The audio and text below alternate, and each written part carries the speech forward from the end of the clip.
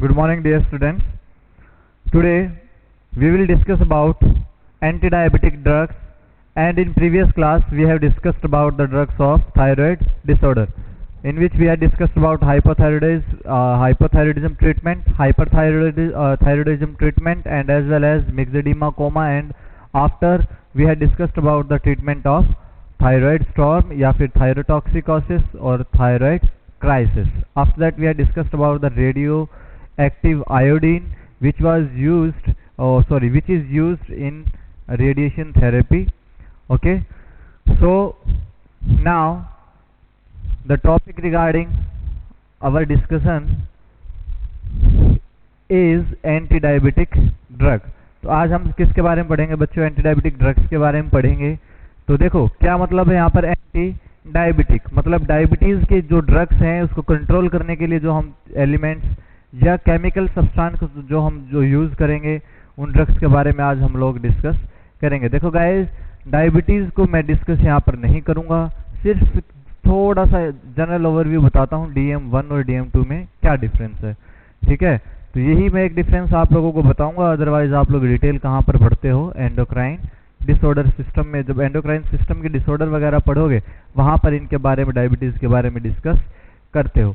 देखो dear students, anti diabetic drugs की अगर मैं बात करता हूँ आप लोगों से, पहली आती है insulin DM, insulin diabetes mellitus. दूसरा आता है नॉन इंसुलिन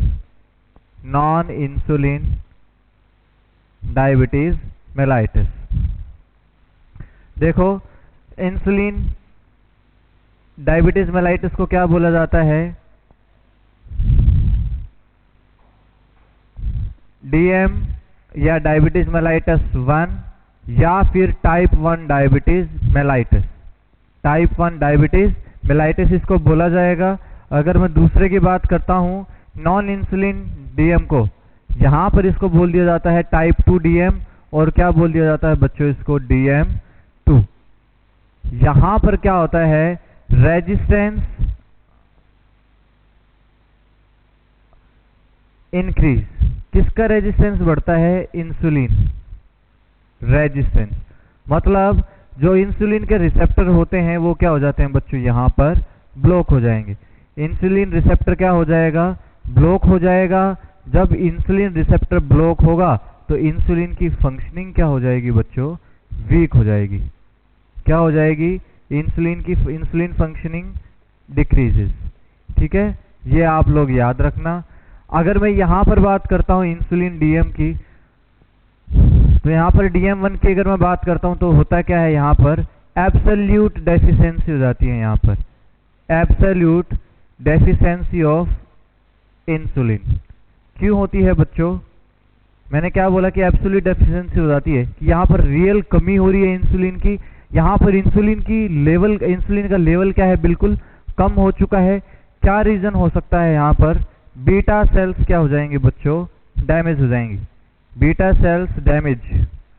जब बीटा सेल डैमेज होगा तो इंसुलिन क्या हो जाएगा? वहां से कम हो जाएगा. इंसुलिन क्या हो जाएगी? डिक्रीज हो जाएगी. देखो लैंगरहैंस सेल्स की एक ब्रांच मिलती है पैनक्रियाज के टेल के पीछे की तरफ, जहां से beta cell, alpha cells, beta cells, S cells और डेल्टा सेल्स, वहां से चार सेल्स निकल के आती हैं. एक माइनर और सेल्स मिलती है एफ सेल्स भी वहां पर मिलती है. 5 तरह की सेल्स वहां पर दिखाई देती हैं. वहां पर जो बीटा सेल्स हमारे पास प्रेजेंट होती हैं पैनक्रियाज में, वो क्या निकालने का काम करती हैं? इंसुलिन. ये इंसुलिन के प्रिकर्सर की तरह काम करेंगी. वहां से इंसुलिन क्या होता है? मैच्योर होकर के क्या करता है? वहां से हेड से निकलता है. वो उसके हेड से क्या होता है? पैनक्रियाटिक डक्ट बाहर की तरफ निकलती है और वो क्या करती है? फिर फूड के साथ क्या करती है? सेल के अंदर एंट्री करने का काम करती है. जब यहाँ पर बीटा सेल्स डैमेज हो जाएगी तो इंसुलिन बिल्कुल क्या हो जाएगा? यहाँ पर कम हो जाएगा. अब अगर इंसुलिन कम है, इसके कंपैरिजन में बच्चों ग्लूकागोन का लेवल क्या हो जाएगा? इंक्रीज हो जाएगा. देखो कि ग्लूकागोन अगर 10 mg निकलता है और इंसुलिन भी 10 mg निकलता है, ये तो क्या हो गया कि नॉर्मल फिनोमिना हो गया. ब्लड शुगर को कम करने का काम कौन करता है? इंसुलिन करेगा. अगर इंसुलिन ही रिलीज होता रहा तो ब्लड शुगर ऑटोमेटिकली क्या हो जाएगा? बिल्कुल कम हो जाएगा. अगर ग्लूकागोन सिर्फ और सिर्फ ग्लूकागोन निकलता रहा तो हमारा ब्लड शुगर इंक्रीज हो जाएगा। इसलिए दोनों सेल्स क्या करती हैं, सॉरी दोनों हार्मोन क्या करते हैं, साइड बाय साइड क्या होते रहते हैं, ब्लड सर्कुलेशन में रिलीज होते रहते हैं और ब्लड शुगर को क्या करते हैं, नॉर्मल करने का काम या नॉर्मल रखने का काम करते हैं। जब यहाँ पर इंसुलिन का damage, sorry beta cells damage हो गए, इंसुलिन का लेवल कम होगा। फॉर एग्जांपल कि यहाँ पर 4 mg इंसुलिन निकल के आता है और अभी भी यहाँ पर 10 mg ही निकल रहा है जो कि नॉर्मल है। यार यहाँ पर इंसुलिन का लेवल कम हो गया, उसके कंपैरिजन में अगर मैं बोलता हूँ तो ग्लूकागोन का लेवल क्या हो जाता है, वहां पर बढ़ जाएगा। तो जिसकी वजह से हमारी बॉडी में शुगर का लेवल क्या हो जाता है, बढ़ना स्टार्ट हो जाता है। यहाँ पर इंसुलिन का लेवल तो कम हुआ ही हुआ है, लेकिन साथ में ग्लूकागोन की इंक्रीजिंग फंक्शनिंग क्या हो जाती है, वहां पर बहुत ज्यादा बढ़ जाएगी। इसलिए मैं क्या बोल सकता हूँ, वहां पर DM1 केसेस में इंसुलिन क्या होता है बच्चों, बिल्कुल डेफिशिएंट होता है। यहाँ पर क्या देने की रिक्वायरमेंट रहती है, यहाँ पर ट्रीटमेंट ऑफ चॉइस क्या आता है, सबसे पहले इंसुलिन। क्या देना पड़ेगा, यहाँ पर इंसुलिन देना ही देना पड़ेगा। यहाँ पर जब रेजिस्टेंस बढ़ जाता है तो आप लोग यहाँ पर पहला कैसे कौन सी मेडिसिन देते हो, टू डिक्रीज ट्रीटमेंट क्या करना पड़ेगा, पहले यहाँ पर डिक्रीज रेजिस्टेंस, पहले क्या करना पड़ेगा कि पहले रेजिस्टेंस को कम करो। अगर फिर भी स्टिल नो रेजिस्टेंस डिक्रीजेस, अभी भी रेजिस्टेंस डिक्रीज नहीं हुआ है, मतलब रेजिस्टेंस को कम करने का काम कौन सी करती हैं, ओरल हाइपोग्लाइसीमिक एजेंट में हमारे पास क्या आती हैं बच्चों, वहां पर ओरल हाइपोग्लाइसीमिक एजेंट्स में बाइग्यूनाइट्स आती हैं, जहां पर मेटफॉर्मिन वगैरह वहां पर आती हैं, वो रेजिस्टेंस को कम करने का काम करती हैं। अगर still no resistance is decreased, अगर अभी भी रेजिस्टेंस डिक्रीज नहीं हुआ, देन गिव इंसुलिन। तब आप लोगों को आर्टिफिशियल क्या करना पड़ेगा बच्चों, इंसुलिन वहां पर देना पड़ेगा। ठीक है, आर्टिफिशियल क्या कर दोगे, वहां पर इंसुलिन दे दोगे, वो क्या करेगा, डायरेक्टली ब्लड के थ्रू क्या करता है, ट्रांसफर करेगा, सॉरी फ्लो करेगा, और जो हमारा जो ग्लूकोज था उसको क्या कर देगा, सेल्स के अंदर ट्रांसफर करना स्टार्ट कर देगा, उसके न्यूक्लियस के अंदर। जब न्यूक्लियस के अंदर कर देगा तो ब्लड के अंदर क्या हो जाएगा, शुगर का लेवल कम हो जाएगा। इसलिए हम लोग क्या करते हैं, DM2 में भी इंसुलिन हम लोग क्या कर सकते हैं, वहां पर दे सकते हैं। ये आप लोग याद रखना। नेक्स्ट अगर मैं आप लोगों से बात करता हूं बच्चों, देखो कि क्या होगा, ये दो देखा आप लोगों ने,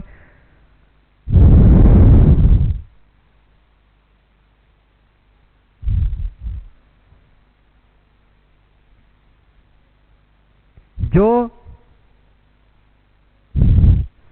इंसुलिन DM है, या मैंने क्या बोला इसको, टाइप 1 DM, दूसरा मैंने क्या बोला इसको, DM1 डायरेक्टली लिख दिया। इसको एक और बोल दिया जाता है insulin dependent diabetic mellitus, insulin dependent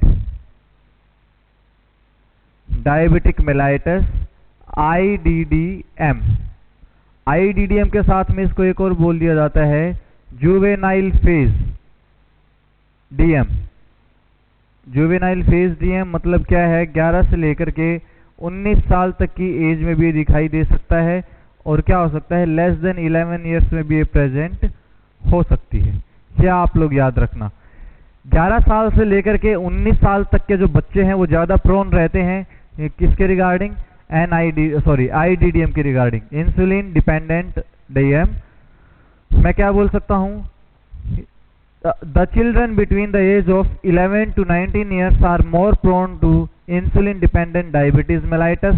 ठीक है, यहाँ पर क्या हो गया, 11 साल से कम बच्चों में भी हो सकता है।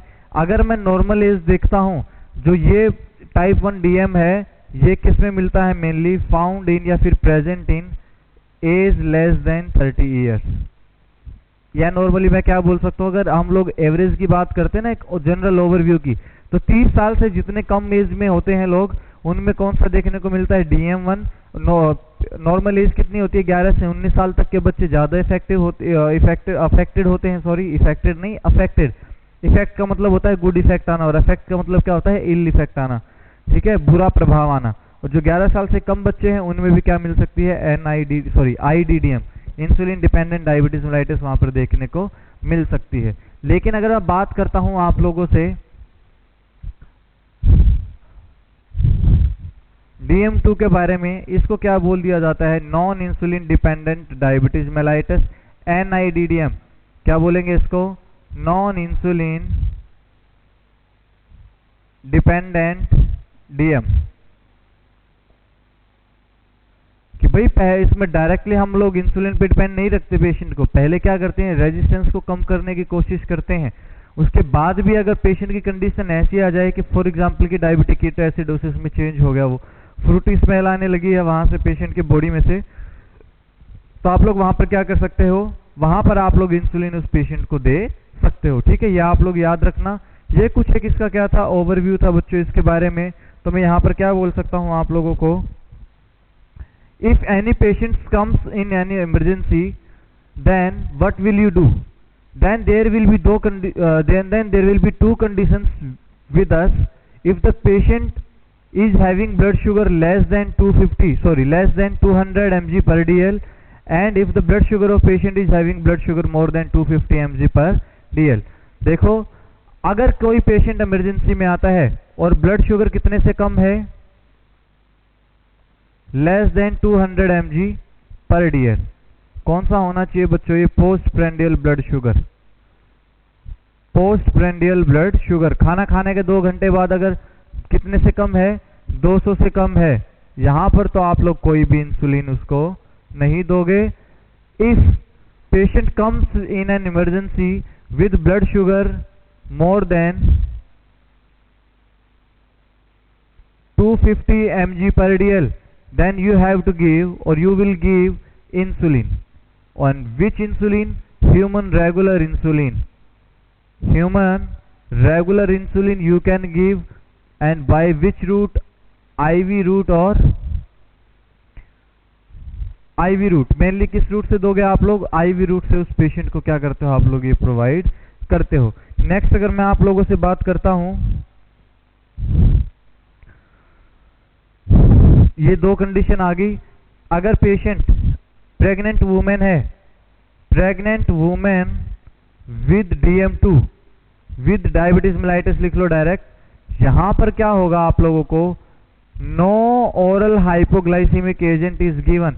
वहां पर ओरल हाइपोग्लाइसीमिक एजेंट नहीं दी जाती, मतलब टैबलेट या फिर जो कैप्सूल फॉर्म है वो पेशेंट को नहीं दी जाती। क्या दिया जाता है वहां पर, इंसुलिन हम लोग क्या करते हैं, डायरेक्टली पेशेंट को प्रोवाइड करते हैं। कौन सी कंडीशन में, अगर मदर प्रेग्नेंट है तब। अगर किसी की सर्जरी होनी हो, किसी पेशेंट की सर्जरी हो, मतलब पेशेंट डायबिटीज का ही होना चाहिए, ऐसा नहीं है कि अगर सर्जरी कर दी तो उसमें भी आप लोग इंसुलिन दे दोगे, नहीं। अगर किसी पेशेंट की कंडीशन में क्या है, सर्जरी होनी हो किसी की,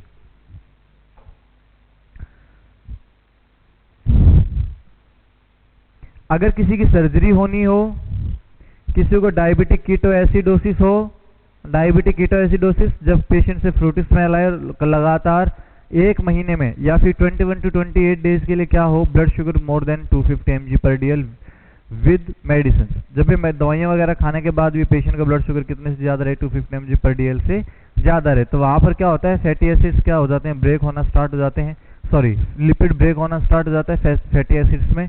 तो वहां पर फैटी एसिड्स की वजह से क्या होता है, वहां पर फ्रूटी स्मेल हम लोगों को क्या होती है, देखने को मिलती है। तो मैं यहाँ पर बोल सकता हूँ डीके के केस में, सर्जरी के केस में।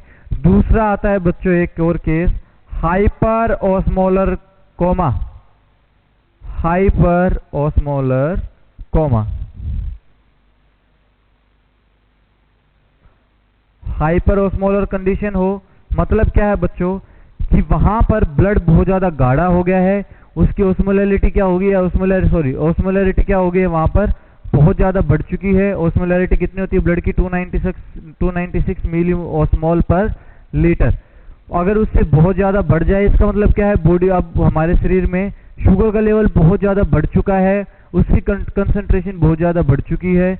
अब वहां पर क्या हो जाता है, अगर वहां पर कोमा हो जाए, क्या होता है, इरिवर्सिबल चेंज वहां पर आ जाए, और किसी पेशेंट को DM2 है प्लस सेप्टिसीमिया है, सेप्टिसीमिया, तब आप लोगों को surgery, DK, hyperosmolar coma, DM2 plus septicaemia, वहां पर क्या करना पड़ेगा, गिव रेगुलर इंसुलिन, माफ करना ह्यूमन रेगुलर इंसुलिन।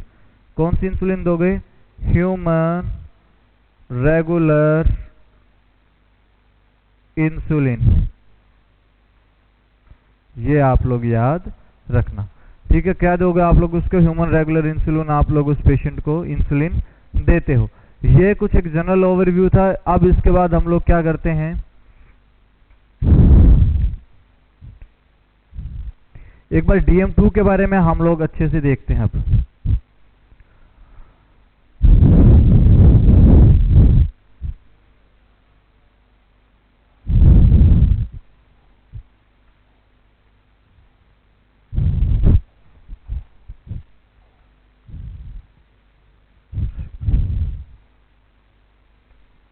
अगर अब हम लोग देखें DM2 के बारे में बच्चों, तो क्या होगा? When patient is diagnosed with DM2, then give oral hypoglycemic agent. Then give oral hypoglycemic agent. Accept pregnancy. Accept pregnancy. आप लोगों को क्या करना पड़ेगा? अगर पेशेंट DM2 से क्या होता है, डायग्नोस होता है, तो वहां पर आप लोग उसको ओरल हाइपोग्लाइसीमिक एजेंट दोगे। लेकिन प्रेगनेंसी की कंडीशन में हम लोग ओरल हाइपोग्लाइसीमिक एजेंट इसलिए नहीं देते क्योंकि क्या शो करता है? टेराटोजेनिक इफेक्ट को ये शो करता है। मतलब फीटस को क्या कर सकता है, सॉरी, प्लेसेंटा को क्रॉस कर सकता है और फीटस की ग्रोथ को क्या कर सकता है? ये अफेक्ट कर सकता है वहां पर। दूसरा, अगर मैं आप लोगों को बोलता हूं इफ नॉट इफेक्टिव, अगर इफेक्टिव नहीं है, पुट ऑन इंसुलिन, तो आप लोग पेशेंट को क्या कर दोगे बच्चों? इंसुलिन पे शिफ्ट कर दोगे। और प्रेगनेंसी में क्या करते हो आप लोग? आईवी इंसुलिन दोगे। और कौन सी देते हो? Human regular. ह्यूमन रेगुलर आप लोग वहां पर देते हो। नेक्स्ट अब हम लोग डिस्कस करते हैं बच्चों इंसुलिन प्रिपरेशन के बारे में। इंसुलिन प्रिपरेशन मतलब सबसे पहले किसके बारे में पढ़ेंगे हम लोग? इंसुलिन के बारे में पढ़ेंगे। किसके बारे में पढ़ेंगे बच्चों? हम लोग इंसुलिन के बारे में पढ़ेंगे। ठीक है, इंसुलिन प्रिपरेशन, ये हेडिंग डालो।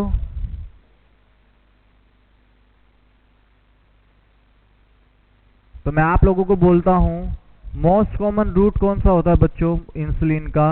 मोस्ट कॉमन रूट आता है, सबसे पहले याद रखना, सबकुटेनियस रूट। कौन सा आता है? Subcutaneous route. अगर मैं आप लोगों के सामने अगर एक डायग्राम बनाऊं,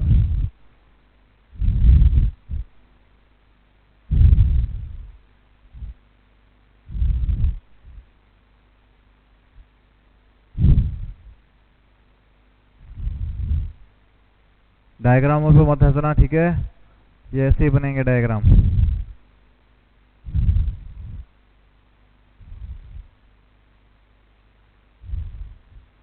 देखो, ये क्या है कि एम्ब्लाइकस है। ये क्या है बच्चों? एम्ब्लाइकस है। ये हमारी मिड लाइन होती है बॉडी की। तो हम लोग क्या करेंगे, यहां पर इसके, यहां पर हम लोग इंसुलिन प्रोवाइड करते हैं। इसके मिडिल मार्जिन पे हम लोग मेडिसिन अप्लाई नहीं करते। दूसरा, अगर मैं आप लोगों को बोलूं,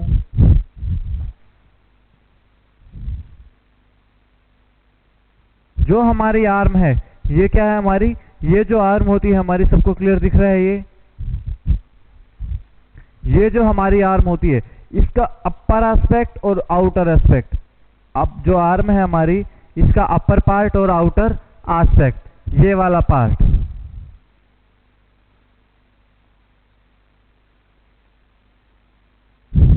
ऐसे ही कहां पर? यहां पर आप लोग क्या कर सकते हो? लगा सकते हो। जो हमारी थाई है, मिडिल पार्ट के आउटर पार्ट पे, लेटरल और आउटर पार्ट पे आप लोग क्या कर सकते हो? लगा सकते हो। ये मान लो यार, मैंने टांगे कुछ ज्यादा ही अच्छी बना दी इसकी।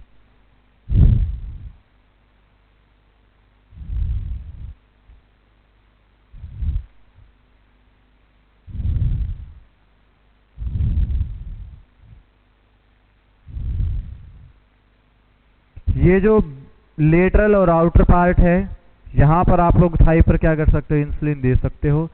अगर मैं इसको चेंज करता हूं, बटक्स को मैं क्या करता हूं? अगर चेंज करता हूं, मतलब सॉरी, ये क्या है? सामने की तरफ खड़ा है। अब अगर मैं इसको चेंज कर देता हूं, देखो,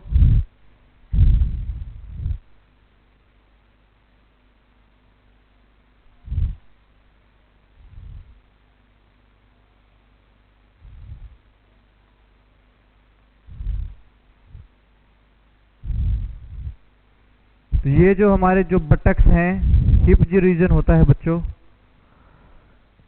यहाँ पर क्या होता है, लोअर बैक के कॉर्नर्स की तरफ, यहाँ पर हिप के ऊपर की साइड हम लोग क्या कर सकते हैं, इंसुलिन लगा सकते हैं। पहले हम लोग क्या बोलते थे कि जो हमारा स्कैपुला है, क्या है बच्चों, जो स्कैपुला होता है, जो शोल्डर ब्लेड है, वहां पर भी हम लोग क्या कर सकते हैं, लगा सकते हैं इस एरिया में। लेकिन आजकल क्या कर दिया गया है, वहां पर हम लोग यूज नहीं करते हैं। क्यों नहीं करते, क्योंकि यहाँ पर सबकुटेनियस फैट क्या होता है, बिल्कुल कम होता है। लेकिन जहां पर मैंने बताया कि यहाँ पर क्या होता है, ज्यादा देखने को मिलता है। ये तो क्या होता है बच्चों, lateral outer part of upper arm.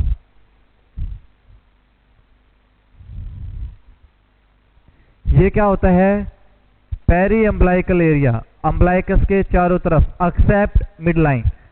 Umbilical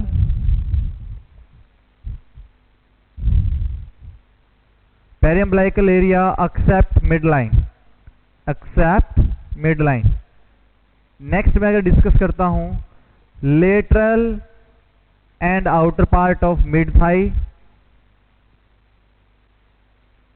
हमारी जो बीच का जो पार्ट है थाई का, उसके आउटर और लेटरल पार्ट में क्या करना है, इंजेक्शन दे सकते हो आप लोग इंसुलिन का। ये क्या होती हैं, अबव बटक्स, और अबव बटक्स भी आप लोग क्या कर सकते हो, दे सकते हो। मोस्ट कॉमन कौन सा रूट होता है, सॉरी कौन सी साइट होती है बच्चों, यहां पर लिख लेना, site of subcutaneous insulin administration.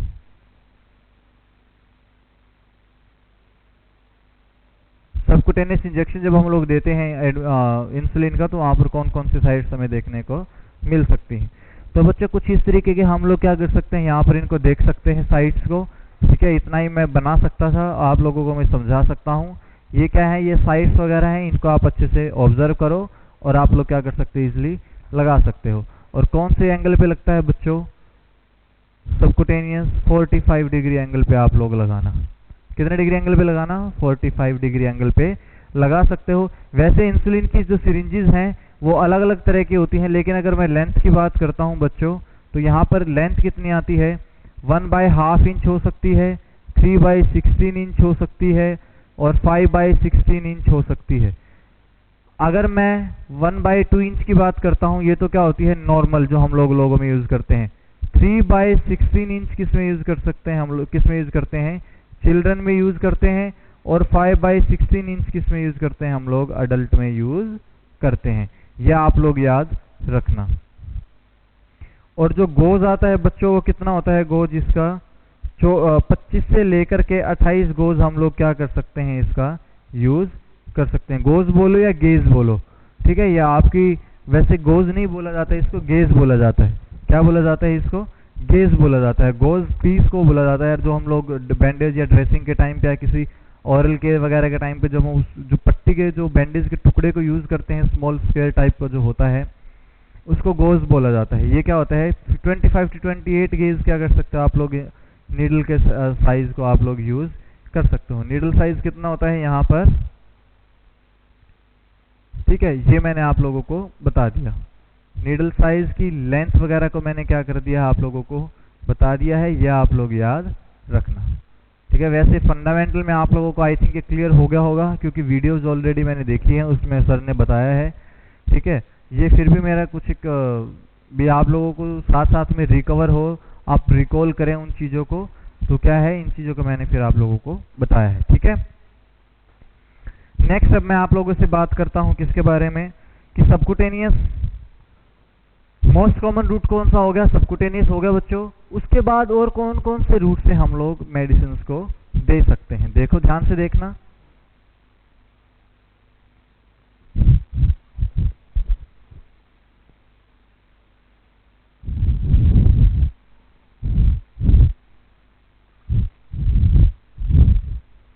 Next अगर मैं आप लोगों से बात करता हूं,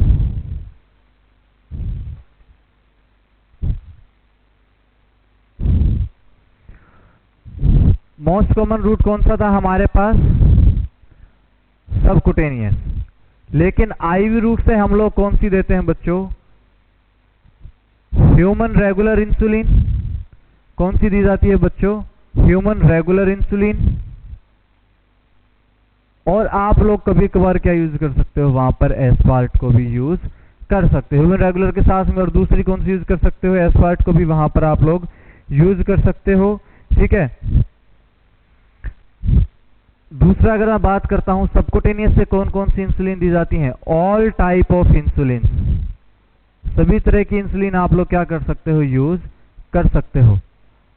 अगर मैं ह्यूमन रेगुलर की बात करता हूं बच्चों, तो आप लोग ह्यूमन रेगुलर को सबसे मेन इंपॉर्टेंटली कहां पर यूज कर सकते हो? In case of DKA plus hyperkalaemia की कंडीशन कहीं पर हो, पोटेशियम का लेवल अगर कहीं पर ज्यादा बढ़ा हुआ आप लोगों को दिखाई देता है, serum potassium level more than 5.1 मिली इक्विवेलेंट पर लीटर अगर आप लोगों को, या फिर कहीं पर पोटेशियम का लेवल 5.4 भी लिखा होता है नॉर्मल, अगर वहां पर आप लोगों को कुछ ऐसी कंडीशन दिखाई देती है, वैसे तो हम लोग इतना मोस्टली यूज नहीं करेंगे, लेकिन जब पोटेशियम का लेवल 6 या 6.5 से ज्यादा चला जाता है, तब हम लोग क्या करते हैं? इंसुलिन को यूज करते हैं। किस में यूज करेंगे?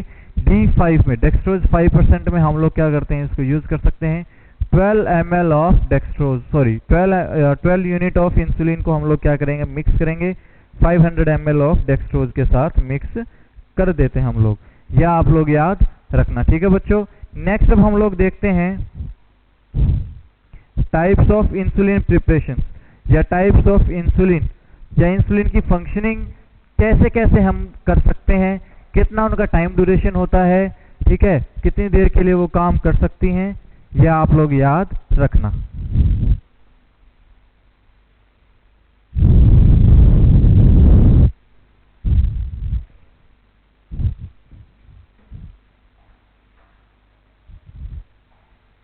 देखो, क्लासिफिकेशन ऑफ इंसुलिन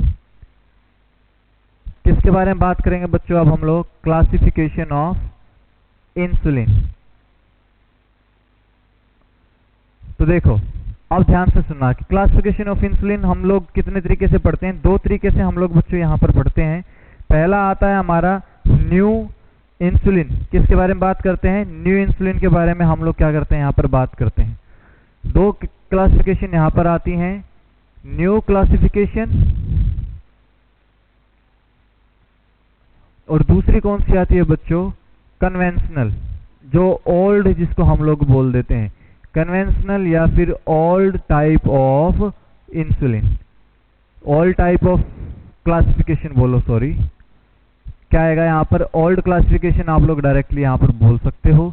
अगर मैं बात करता हूं आप लोगों से, न्यू क्लासिफिकेशन में क्या आता है? शॉर्ट या फिर ultra short acting insulin. Next अगर मैं आप लोगों से बात करता हूं न्यू क्लासिफिकेशन की दूसरी में, यहां पर क्या आती है? Long acting insulin. Long acting insulin आता है बच्चों। नेक्स्ट अगर मैं कन्वेंशनल ओल्ड में बात करता हूं, पहला क्या आता है? Ultra short acting. Ultra short acting. दूसरी अगर मैं बात करता हूं शॉर्ट एक्टिंग, दूसरी में बात करता हूं तो शॉर्ट एक्टिंग इंसुलिन आता है। अगर लास्ट में मैं सबसे बात करता हूं आप लोगों से, तो लॉन्ग एक्टिंग यहां पर क्या देखने को मिलती है? हम लोगों को इंसुलिन दिखाई देती है। ठीक है, ये तीन यहां पर क्लासिफिकेशन हम लोगों को दिखाई देती हैं। अगर मैं आप लोगों से short ultra short acting insulin की बात करता हूं, तो यहां पर कितनी आती है बच्चों? 3 इंसुलिन हम लोग क्या करते हैं? यहां पर पढ़ते हैं। तो यहां पर पहला क्यों कौन सा आता है? ग्लूलिसिन, एस्पार्ट, और कौन सा आता है? लिस्प्रो, जिसको हम लोग क्या बोल सकते हैं? NPH इंसुलिन भी हम लोग क्या करते हैं? इसको बोलते हैं। क्या करते हैं? इसको NPH इंसुलिन बोलते हैं। और इसका क्या मतलब होता है यहां पर? न्यूट्रल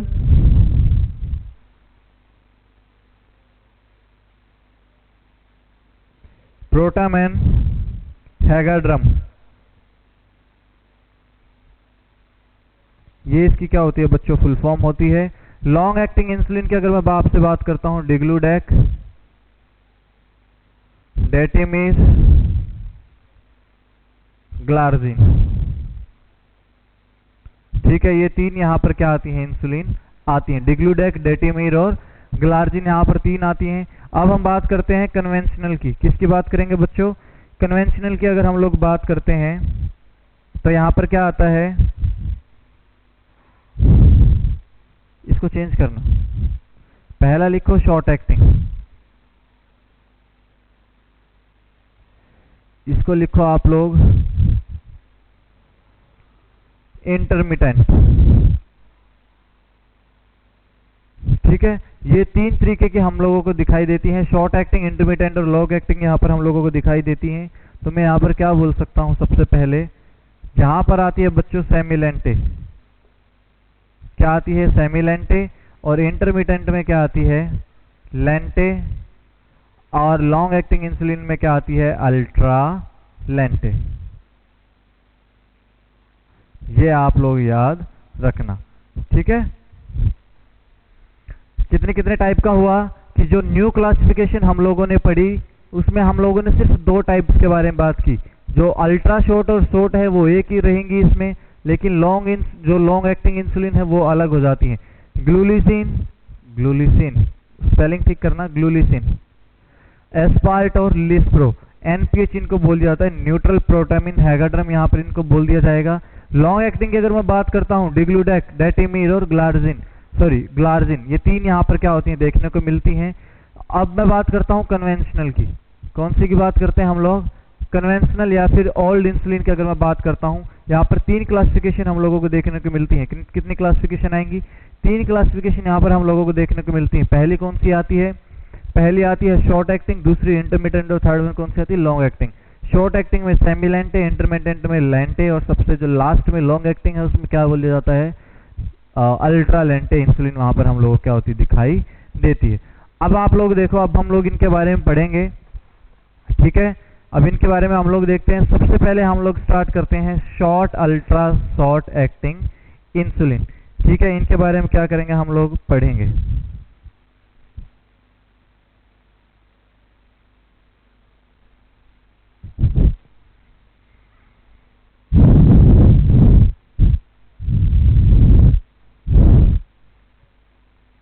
देखो, सबसे पहले क्या पता होना चाहिए हमें इनके बारे में?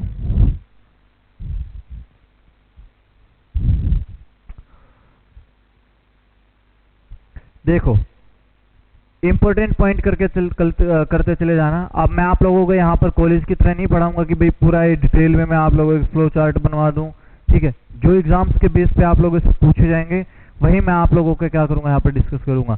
Short ultra short acting insulin को क्या बोला जाता है? Also known as rapid acting insulin. क्या बोला जाता है इनको? Rapid acting insulin. ये आप लोग याद रखना। नेक्स्ट अगर मैं आप लोगों से बात करता हूं, these are used to treat postprandial high blood sugar,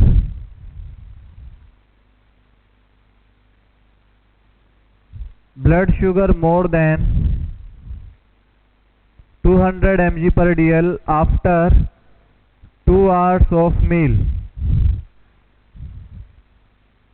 देखो क्या मतलब हुआ बच्चों इसका, कि ये किस लिए यूज की जाती है? जब हम लोग खाना खा लेते हैं उसके 2 घंटे के बाद अगर ब्लड शुगर 200 से ज्यादा चला जाता है तो उसको ट्रीट करने के लिए PPBS हम लोग क्या कर सकते हैं, इसको बोल सकते हैं पोस्टप्रेंडियल ब्लड शुगर, या PBS भी बोल सकते हो।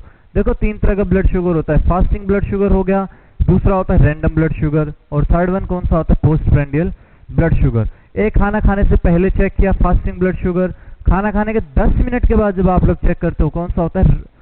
Random blood sugar. वो कौन सा होता है? Random blood sugar. लेकिन जब आप लोग 2 घंटे के बाद ब्लड शुगर चेक करते हो खाना खाने के 2 घंटे के बाद, उसको क्या बोल दिया जाता है? पोस्टप्रेंडियल blood sugar monitoring.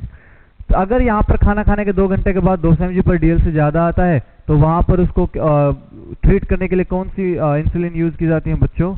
Due classification में हम अल्ट्रा शॉर्ट या फिर शॉर्ट एक्टिंग या फिर रैपिड एक्टिंग इंसुलिन को क्या करते हैं? वहां पर यूज करते हैं। इसको कब दिया जाता है? Given before breakfast,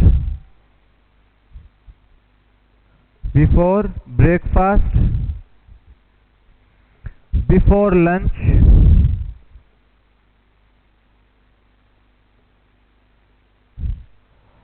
and before dinner.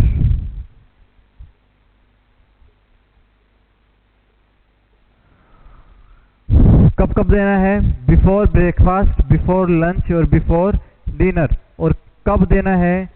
Just with in 2 to 5 minute of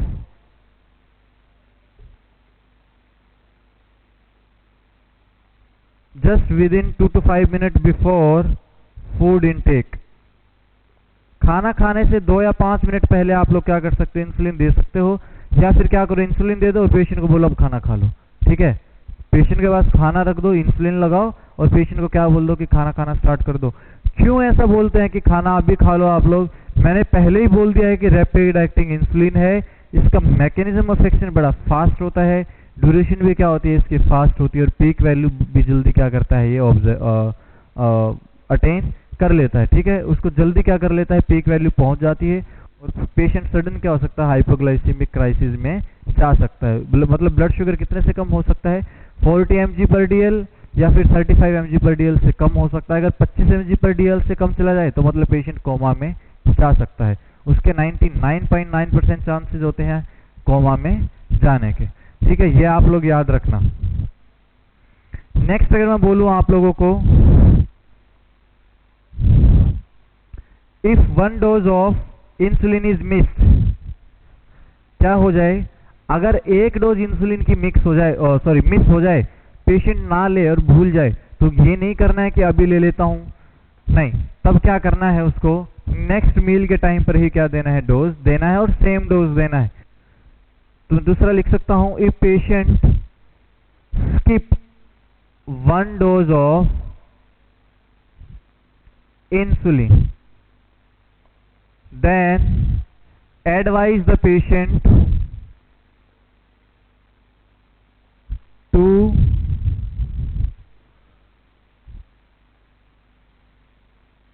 receive the next dose with the next meal.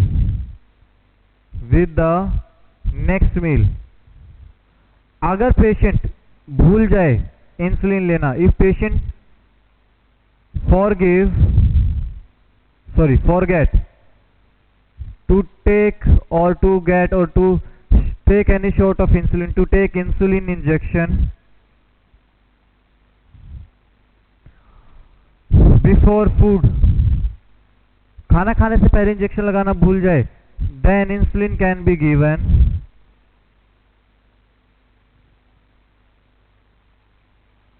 in between of meal or just after the food। ये एकमात्र ऐसी इंसुलिन है कि या तो आप लोग उसको खाना खाने से पहले दो, या फिर बीच में दे दो खाने के, या फिर जस्ट आफ्टर द मील भी आप लोग क्या कर सकते हो, दे सकते हो। यह आप लोग याद रखना। अब मैं इसकी बात करता हूं आप लोगों से बच्चों कि जो इसका ऑनसेट, पीक और ड्यूरेशन कितनी देर के लिए रहती है वो देखो।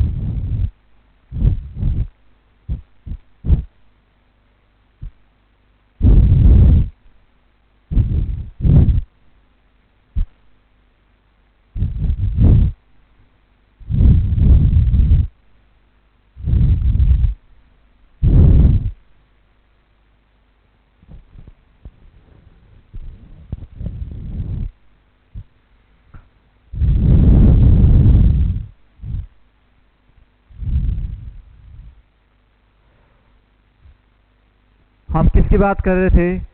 शॉर्ट और अल्ट्रा शॉर्ट इंसुलिन की।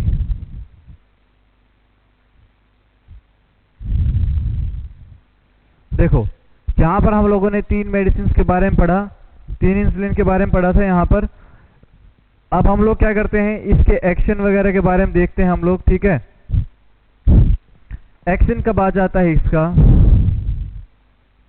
विद इन 10 to 30 मिनट, या मैं क्या बोल सकता हूं, ऑनसेट ऑफ एक्शन, कि जब ये अपना एक्शन स्टार्ट करेगी कितनी देर में आ सकता है, 10 to 30 मिनट में आ सकता है। दूसरा आ सकता है बच्चों यहां पर पीक एक्शन, कि मैक्सिमम ब्लड में कब पहुंच जाती है ये, 1 to 1.5 आवर्स। 1 से 1.5 घंटे में क्या होगी, मैक्सिमम ब्लड सर्कुलेशन में क्या होगा, इसका कंसंट्रेशन ज़्यादा होगा। और ड्यूरेशन कितना रहता है बच्चों इसका, मैक्सिमम कितनी देर के लिए बॉडी में रहती है ये, 3 to 4 आवर्स। कितनी देर के लिए रहती है बच्चों, 3 to 4 आवर्स के लिए। अब मैं अगर इसके एक्सक्रीशन की बात करता हूँ, एक्सक्रीशन, इस इंसुलिन के अगर एक्सक्रीशन की बात करता हूँ तो किस तरीके से आप लोगों को दिखाई देता है, ध्यान से सुनना। 45% क्या होता है बच्चों, ये फीसिस के थ्रू क्या हो जाता है, एक्सक्रीट आउट होता है।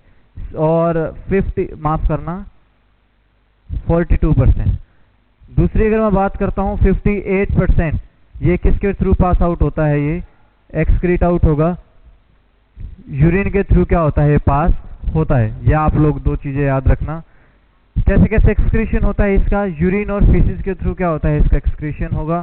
पहला कितना होता है, फीसिस के थ्रू 42% और एक्सक्रीशन यूरिन के थ्रू कितना होता है इसका 58%। अब मुझसे ये पूछोगे आप लोग कि सर ये तो ब्लड सर्कुलेशन में गई थी तो इसने कैसा किया, लेकिन याद रखना किसके मेटाबॉलिज्म में काम करती है, किसके डिस्ट्रीब्यूशन में काम करती है, ये ग्लूकोज के। तो इसका मतलब क्या है, कार्बोहाइड्रेट कंपाउंड के साथ में क्या करेगी, मिक्सअप करेगी और उसी के साथ क्या करेगी, स्टूल के थ्रू ये पास आउट हो जाती है।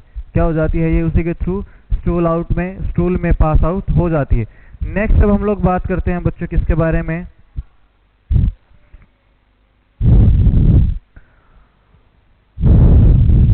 Long acting new insulin. Long acting new insulin के बारे में हम लोग डिस्कस करेंगे।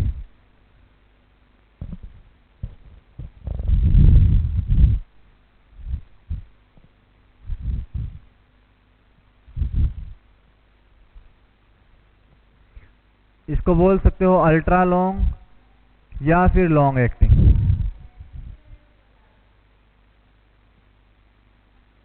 इंसुलिन के बारे में यहां पर मैंने आप लोगों को क्या क्या बताया था, एक मैंने आप लोगों को बताया था ग्लार्जिन, डिग्लूडेक्स, और क्या बताया था मैंने आप लोगों को, डेटिमीर। ये तीन के बारे में मैंने आप लोगों को बताया, ग्लार्जिन, डिग्लूडेक और डेटिमीर के बारे में मैंने आप लोगों को यहाँ पर बोला था। ये कैसी होती हैं, लॉन्ग एक्टिंग होती हैं। इनमें से देखो कौन कौन सी को हम लोग सबसे ज़्यादा यूज़ करते हैं यहाँ पर, जो ग्लार्जिन और डेटिमीर है, ग्लार्जिन और डेटिमीर है। तो मैं लिख सकता हूँ नीचे की तरफ, glargine and detemir are mostly used in India, are mostly used in India। ठीक है, ये आप लोग याद रखना। हम सबसे ज्यादा कौन सी यूज करते हैं इंडिया में, ग्लार्जिन और डेटिमीर को क्या करेंगे यहाँ पर यूज करेंगे, ठीक है। लेकिन ग्लार्जिन को हम लोग क्या करते हैं, इसको किसी के साथ भी मिक्स नहीं करते, किसी के साथ भी मिक्स नहीं करते। क्यों, देखो आप लोगों ने सुना होगा लेंटस, सुना है लेंटस के बारे में। उसको कब दिया जाता है, एट नाइट। इसकी फंक्शनिंग कितनी देर के लिए होती है, 16 से 20 घंटे के लिए इसका क्या होता है, टाइम ड्यूरेशन होता है मैक्सिमम। कितने घंटे के लिए होता है, 16 से 20 घंटे। लेकिन हम लोग क्या मानते हैं, अप्रोक्सीमेट और इक्वल टू 24 घंटे के अराउंड इसको मान लेते हैं। अब आप लोगों ने देखा होगा इसको हम कभी किसी के साथ मिक्स नहीं करते, never mix with other insulin, कभी इसको दूसरी इंसुलिन के साथ में नहीं करते। क्यों, देखो मोस्टली किसको यू मिक्स नहीं करते, ग्लार्जिन को। लेंटस डायरेक्ट इंसुलिन का नाम नहीं है, ये प्रिपेयर की जाती है। कैसे प्रिपेयर की जाएगी वो मैं आप लोगों को बताता हूं। जो ग्लार्जिन है इसको क्या नहीं किया जाता, not mixed with other insulin. इसलिए नहीं किया जाता क्योंकि जो इसकी स्टोरेज है वो क्या होती है, डिफरेंट होती है। Storage of glargine is different.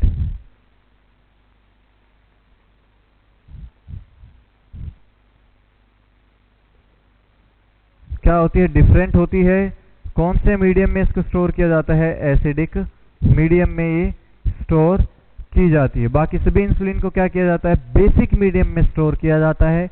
लेकिन इसको कहां पर किया जाता है, एसिडिक मीडियम में स्टोर करने की वजह से जहां पर ये रिएक्टिविटी शो करेगी जो बेसिक और बेसिक मिलेगा। जैसे मैंने आप लोगों को बताया था कि एसिडिक ड्रग और बेसिक ड्रग, अगर बेस मीडियम में या बेसिक मीडियम में अगर एसिडिक ड्रग जाएगी तो फास्ट एब्जॉर्ब होगी, और बेसिक अगर एसिडिक मीडियम में जाता है तो फास्ट एब्जॉर्ब वहां पर हो जाती है। तो यहाँ पर दोनों आपस में रिएक्टिविटी शो करने के बाद क्रिस्टल लाइक स्ट्रक्चर्स बना देते हैं बच्चों। क्या कर लेते हैं? क्रिस्टल लाइक स्ट्रक्चर्स ये बना देते हैं। लेकिन ये कैसी होती हैं बच्चों? तीनों क्लियर इंसुलिन, क्लियर और वाटरी कलर क्या होती हैं? ये इंसुलिन हम लोगों को दिखाई देती हैं। ये इनका क्या है? स्पेशल फीचर है, आप लोग इसको याद रखना।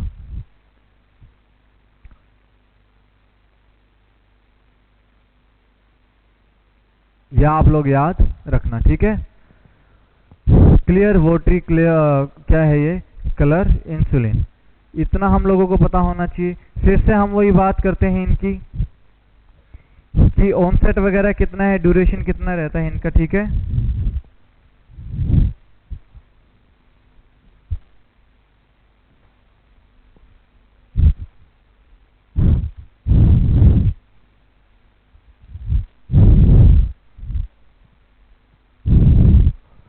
अगर मैं ऑनसेट की बात करता हूं बच्चों और दूसरा टोटल टाइम ड्यूरेशन की,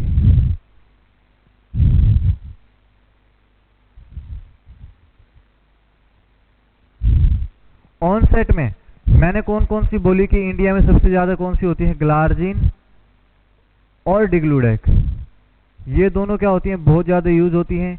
इनका ऑनसेट कितना होता है? 2 से 4 घंटे, 2 to 4 आवर्स यूज होता है।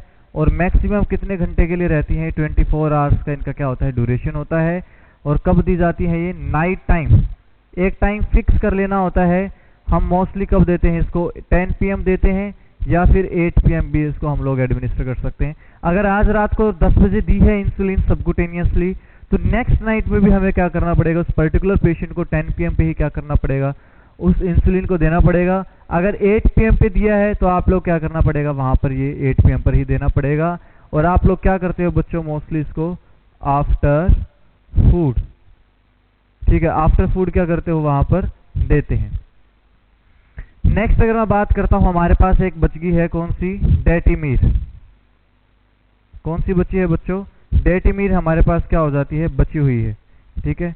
यार माफ करना, यहां पर डेटिमीर करो,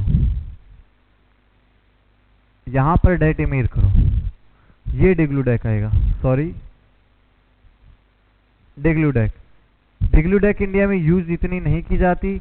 इसके अगर मैं ऑनसेट की बात करूं, ऑनसेट ऑफ एक्शन, तो कितना होता है? 1 to 4 आवर्स। दूसरे की अगर मैं बात करता हूं तो 20 to 24 आवर्स यहां पर हम लोगों को मिलता है। कितने घंटे मिलते हैं बच्चों? यहां पर 22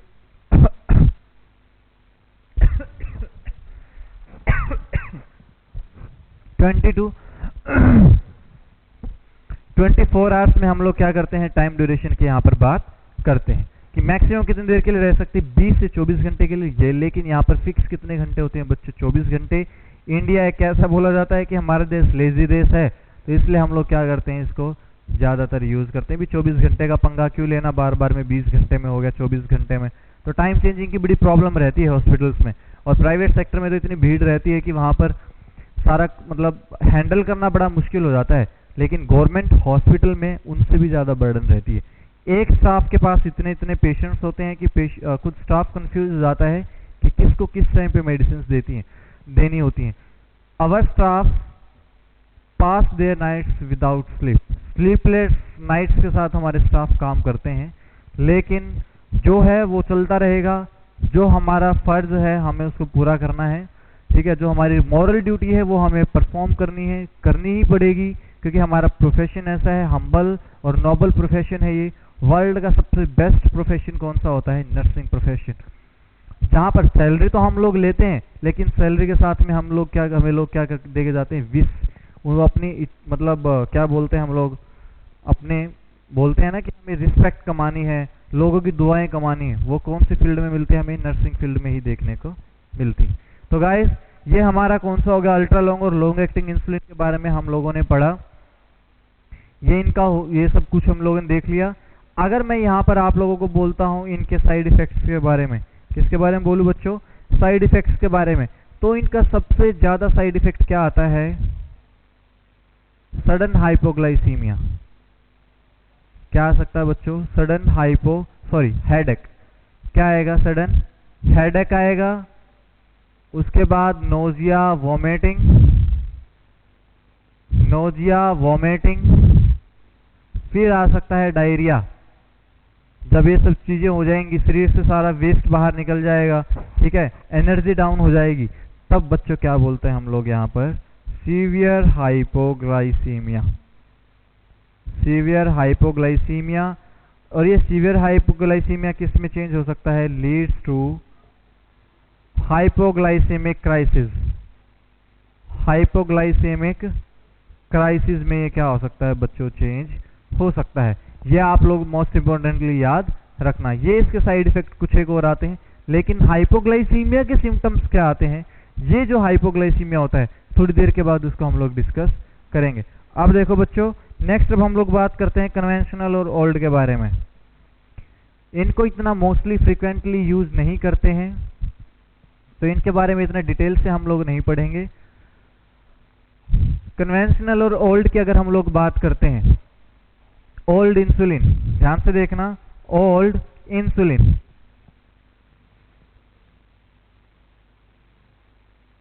तो क्या आता है बच्चों? सबसे पहले हम लोगों ने क्या किया था? देखो, अल्ट्रा शॉर्ट के बारे में, शॉर्ट एक्टिंग के बारे में बात की थी, शॉर्ट एक्टिंग इंसुलिन। फिर दूसरा कौन सा था? इंटरमिटेंट। दूसरा कौन सा था बच्चों? इंटरमिटेंट। और थर्ड वन क्या आता है हमारा? Long acting.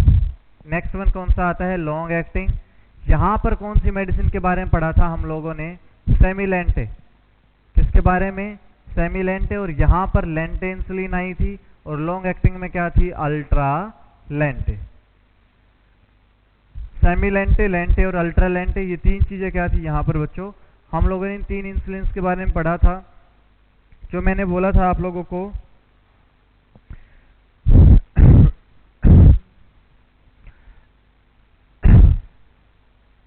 जो ओल्ड इंसुलिन होती हैं, उसमें शॉर्ट एक्टिंग इंसुलिन जो होता है, शॉर्ट एक्टिंग इंसुलिन जो होता है वो कैसे दे सकते हैं हम लोग? आईवी एंड आईएम दे सकते हो। ये कैसी होती है? लिक्विड और क्रिस्टलाइन, ये क्या हो सकती हैं? प्रेजेंट हो सकती हैं। कैसी इंसुलिन होती है ये? लिक्विड तो होगी, लेकिन साथ में क्रिस्टलाइन भी हो सकती है, क्रिस्टल्स की फॉर्म में वो वहां पर क्या हो सकती है? प्रेजेंट हो सकती है। ये कभी भी सिंगल यूज नहीं की जाती। अल्ट्रा शॉर्ट को कभी भी हम लोग not use in single form. हम लोग क्या नहीं करते बच्चों? इसको सिंगल फॉर्म में यूज नहीं करते, ये आप लोग याद रखना। नेक्स्ट अगर मैं आप लोगों से बात करता हूं बच्चों, क्या? इंटरमिटेंट और लॉन्ग एक्टिंग की।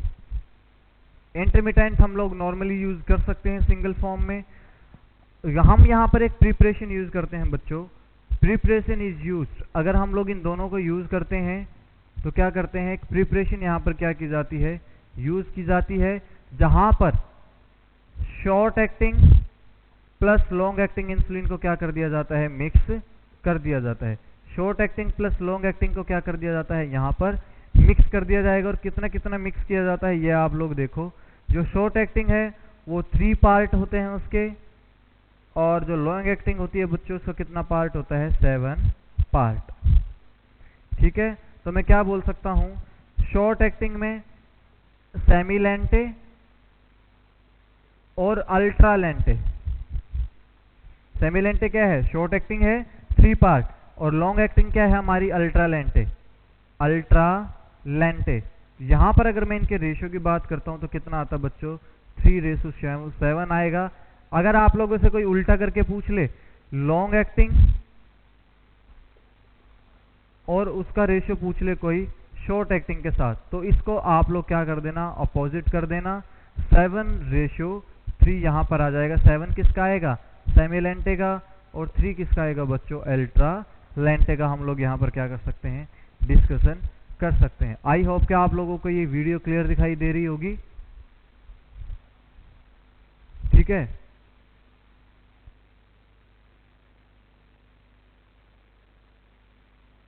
तो हम लोग क्या कर सकते हैं? यहां पर हम लोग इसको मेजर कर सकते हैं। हम लोग क्या कर सकते हैं, यहाँ पर इनको यूज कर सकते हैं। ठीक है, ये आप लोग देखना ध्यान से, ये प्रिपरेशन हम लोग क्या करते हैं, यूज कर सकते हैं। लेकिन आजकल जो मैंने एनपीएच बोला या नोवा रैपिड भी हम लोग उसको क्या कर सकते हैं, यूज कर सकते हैं। देखो आजकल हॉस्पिटल में ना ह्यूमन रेगुलर इंसुलिन तो आप लोगों को दिखाई दे सकती है। ह्यूमन रेगुलर की एक एम्प्यूल आता है जो बिल्कुल क्या होता है, क्लियर होता है। क्या होता है, जो बिल्कुल क्लियर होगा, जो अच्छे से दिखाई देगा।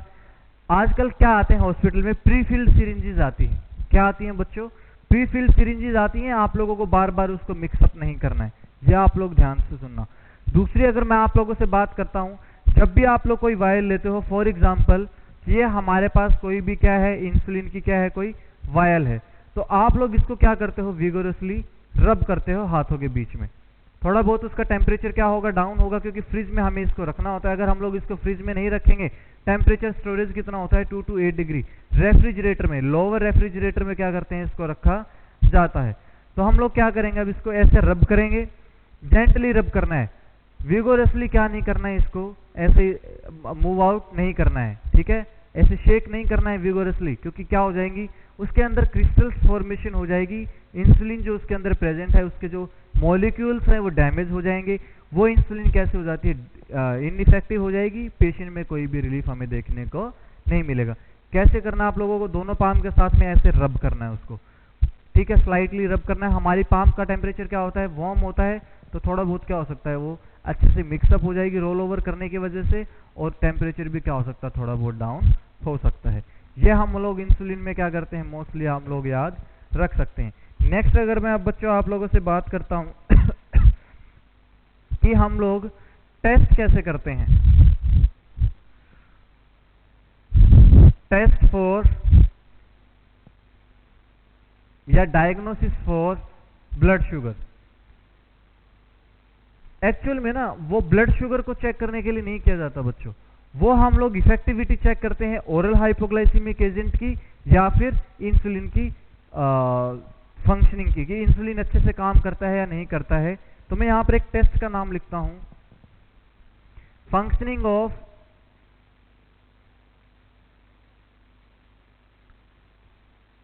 इंसुलिन और ओरल हाइपोग्लाइसीमिक एजेंट।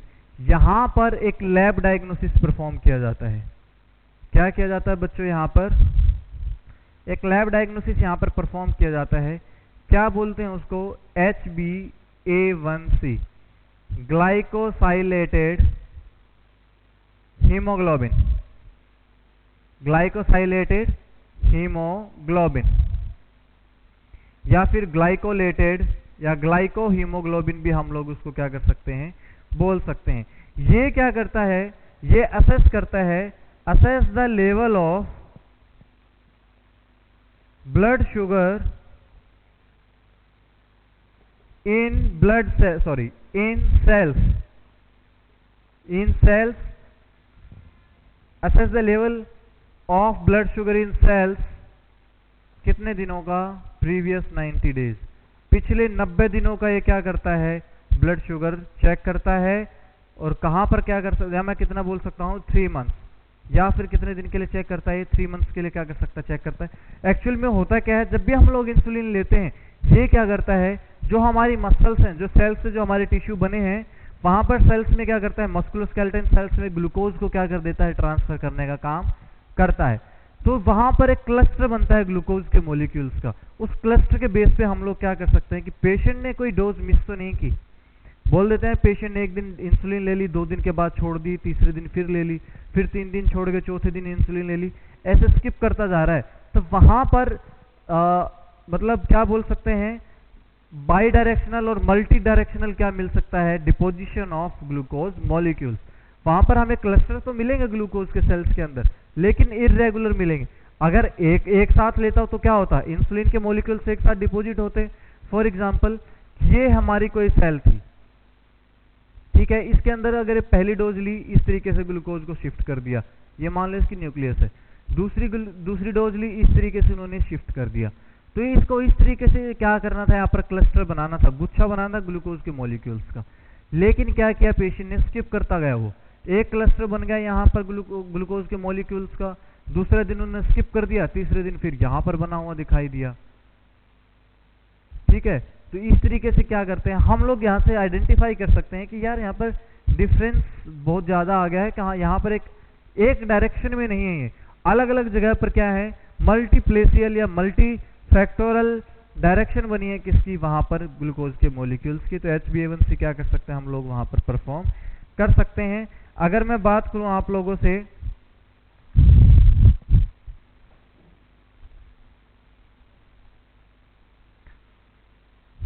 HbA1c की वैल्यू क्या क्या प्रिटेंड करती, देखो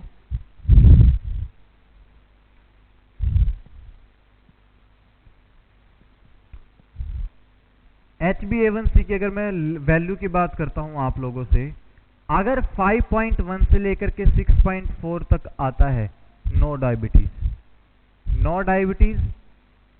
अगर 6.4 से लेकर के 6.6 तक माफ करना 6.0, अगर आप लोग 6.1 से लेकर के 6.6 या बहुत सारी बुक्स में 6.4 भी लिखा हुआ है, अगर इतनी वैल्यू आती है तो क्या है, पेशेंट डायबिटिक तो है, डायबिटिक है पेशेंट, बट कंट्रोल्ड शुगर, या मैं क्या करता हूं कंट्रोल्ड ब्लड शुगर, पर उसने क्या कर रखा है ब्लड शुगर क्या किया वहां पर कंट्रोल किया हुआ है।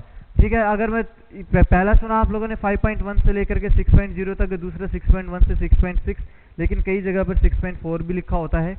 अगर कहीं पर आप लोगों को दूसरी वैल्यू देखने को मिलती है मोर देन 6.6, पहली वैल्यू कौन सी थी 5.1 से 6.0 नो डायबिटीज, सेकेंड वन कौन सी थी 6.1 टू 6.6 डायबिटीज पेशेंट है but the sugar is controlled, well controlled. But if the HbA1c value is more than 6.6, then I can say that patient is with uncontrolled diabetic mellitus या diabetes mellitus। Uncontrolled DM के साथ क्या कर रहा है patient वहां पर survive कर रहा है, या आप लोग ध्यान से देखना। ठीक है, क्या कर रहा है पेशेंट वहां पर अनकंट्रोल्ड डीएम के साथ में क्या करता है वहां पर सरवाइव कर रहा है। नेक्स्ट अब हम लोग बात करते हैं sign and symptoms, sign and symptoms of insulin therapy, sign and symptoms of insulin therapy.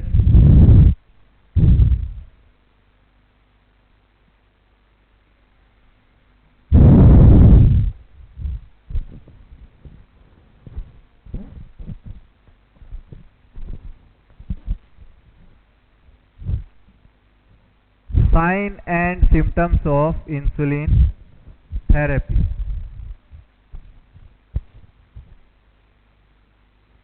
जो सबसे पहला आता है बच्चों, मैं यहीं पर लिख देता हूं, मोस्ट कॉमन सिम्टम क्या आता है देखो,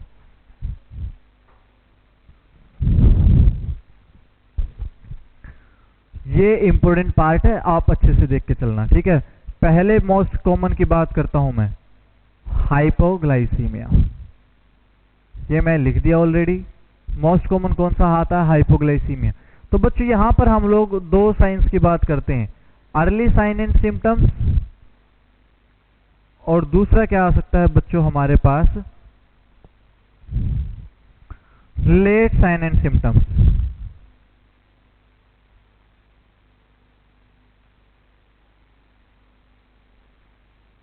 दूसरे की अगर हम लोग बात करते हैं तो किसकी बात करते हैं, late sign and symptoms. Early का मतलब क्या है कि जब हम लोगों ने पेशेंट को इंसुलिन दिया तब वहां पर कैसे सिम्टम्स आ सकते हैं, अर्ली साइन एंड सिम्टम्स आ सकते हैं। तो सबसे पहला क्या आता है बच्चों हमारे पास,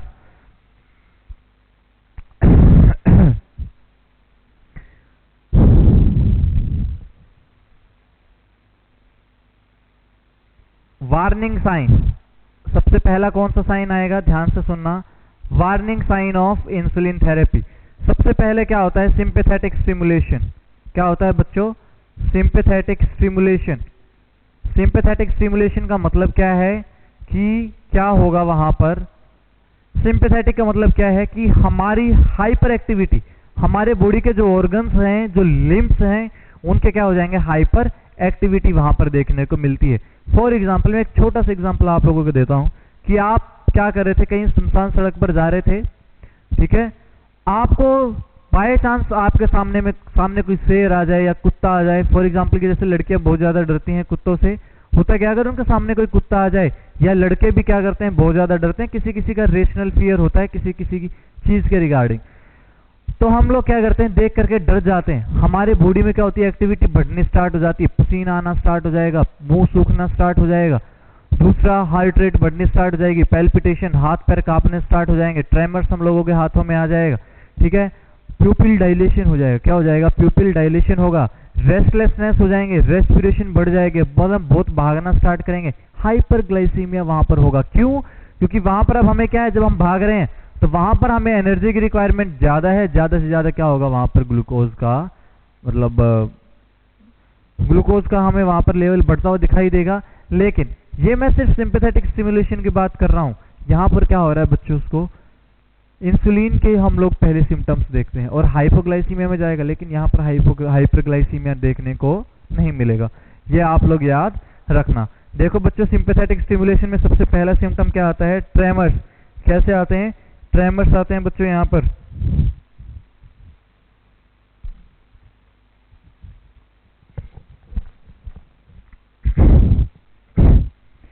हैंड ट्रेमर्स, हाथ कांपेंगे उसके। आप लोगों ने देखा भी होगा जब आप लोग हॉस्पिटल में काम करते हैं, जो ओल्ड एज में जो दादा दादियां होते हैं, हमारे जो पेशेंट्स आते हैं, उनके हाथ पैर क्या करते हैं बच्चों, वहां पर मोस्टली कांपते हैं। हैंड ट्रेमर्स वहां पर देखने को मिलता है, जिसको हम लोग क्या बोल सकते हैं, घबराहट। क्या बोलते हैं, घबराहट वगैरह हो जाती है पेशेंट को। उसको हम लोग रेस्टलेसनेस भी बोल सकते हैं, रेस्टलेसनेस बोल सकते हैं, टैकिपनिया बोल सकते हैं। क्या बोल सकते हैं, टैकिपनिया बोल सकते हैं, या टैकिपनिया बोलो या टेक्निया बोलो, एक ही बात है। दूसरा अगर मैं बोलता हूं टैकिकार्डिया, टैकिकार्डिया हो सकता है, धक धक हो सकती है, मतलब पैल्पिटेशन, हमें खुद की हार्ट बीट क्या होगी, सुनाई देगी, मतलब वहां पर हार्ट रेट बढ़ रहा है, फोर्स ऑफ कॉन्ट्रैक्शन क्या हो गया वहां पर, कम हो रहा है। Restlessness, tachycardia, tachypnoea, palpitation. लेकिन जब टैकिपनिया होता है बच्चों तो यहाँ पर शॉर्टनेस ऑफ ब्रीथ भी होता है, छोटी छोटी सांसें लेता है, लंबी सांसें वो लेगा, ठीक है। तो मैं नेक्स्ट अगर आप लोगों से बात करता हूं बच्चों, होता क्या है, डाइफोरेसिस। क्या आता है नेक्स्ट पॉइंट बच्चों, डाइफोरेसिस का मतलब क्या है, एक्सेसिव स्वेटिंग। क्या मतलब है, एक्सेसिव स्वेटिंग। तो ये सिम्टम्स आप लोगों ने देखे, सिंपैथेटिक स्टिमुलेशन होता है, hand tremors, restlessness, tachypnoea, tachycardia, palpitation, और उसके बाद क्या होता है, डाइफोरेसिस। हम लोगों को क्या हो सकती है, उसमें जो इंसुलिन लेता है पेशेंट, उसमें हम लोगों को ये अर्ली सिम्टम्स दिखाई दे सकते हैं। तो अगर वहां पर डाइफोरेसिस क्या होता है, एक्सेसिव स्वेटिंग, बहुत ज्यादा वहां पर क्या आता है, पेशेंट को पसीना आता रहता है। तो हम लोगों को क्या करना है,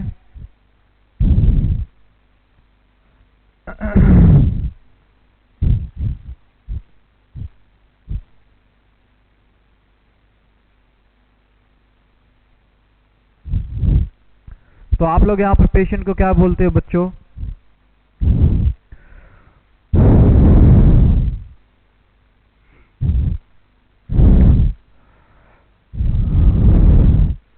advise the patient to keep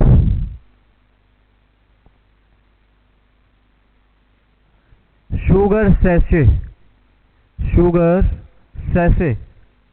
मतलब क्या कर रहे हैं, आपने देखा वो शुगर के पैकेट्स रहते हैं हॉस्पिटल्स में जो, या फिर कैफेटेरिया वगैरह होते हैं, सीसीडी वगैरह होता है, तो हम लोग कॉफी कैफे जो होते हैं, यहाँ पर शुगर्स के पैकेट मिलते हैं, 5 ग्राम 15 ग्राम के हम लोग क्या कर सकते हैं, वहां से परचेज कर सकते हैं, ठीक है। तो हम लोग क्या कर सकते हैं, अपनी पॉकेट में